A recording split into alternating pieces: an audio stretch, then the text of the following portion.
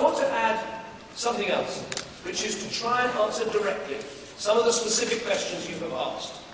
First, your challenge to introduce a one-off earned regularisation for long-term irregular immigrants. In other words, an amnesty. Now, we have been very clear that we don't agree with this. Yes, immigration has enriched our country, enriched our culture, and we will always welcome new immigrants, and we will always, always take care of people who are seeking asylum. As we saw in that moving testimony, it is part of our country's history that we welcome the Jews, we welcome the Huguenots, we welcome people fleeing Idi Amin, and we should go on welcoming those people. But all the evidence from abroad, from countries like Spain and Italy and the United States, shows that amnesties encourage more illegal immigration. I believe that will put more pressure on our public services, which is why we believe it would not be a responsible thing to do. But we do agree with you on affordable credit for local communities. At the London Citizens' Autumn Assembly last year, Greg Hands, our Shadow Treasury Minister, announced that a Conservative government would impose a cap on excessive store card rates to protect consumers. And we will go much further. We will force credit cards to provide much clearer information to consumers. We will impose a levy on financial services to create Britain's first free financial advice service. And we will introduce new measures to ensure that no one will ever again lose their home to pay for unsecured debts of less than £25,000. Now next, you have asked for a living wage in the public sector. As you know, I think this is a good and attractive idea.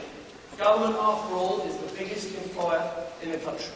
Where it leads, others will follow, and fairness could begin to be hardwired into the pay scales up and down the country.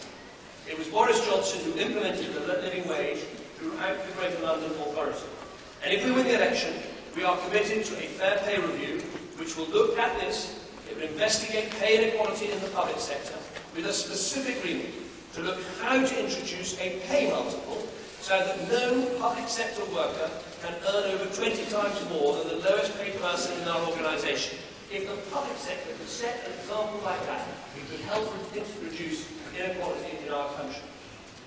Now, your next challenge is to restore sanctuary and to end child detention. I absolutely share your concern on this issue. We want people, especially children, who flee persecution from abroad, to feel safe and to feel welcome in Britain. We will look at this issue and see how we can change things. It is not acceptable what happens now, not acceptable at all. And I will make sure citizens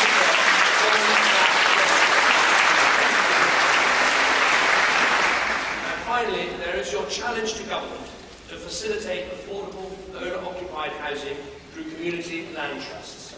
Here we have a very clear commitment. Grant Shapps, our Housing Minister, is here today. He has worked hand in hand with Citizens UK to develop a radical policy to give communities the chance to own the land around them. And it's in there, in the pages of our manifesto. We want to see community land trusts across the country making home ownership more affordable, more fairly distributed. It makes sense and it will happen under a Conservative government. I think, and as we said, I think the Olympics gives us a big opportunity to do this in East London also. This is something that Hugh Robertson, our Shadow Olympics Minister, has already discussed in a meeting with Citizens UK. And if we win this election, I want to work with you on these and many other issues. I need you to help me build the big society here in Britain. So yes, if I'm Prime Minister, I will meet with a delegation of Citizens UK every year. And yes, I will attend at least 2 of your national assemblies over the course of the next Parliament. You're here to start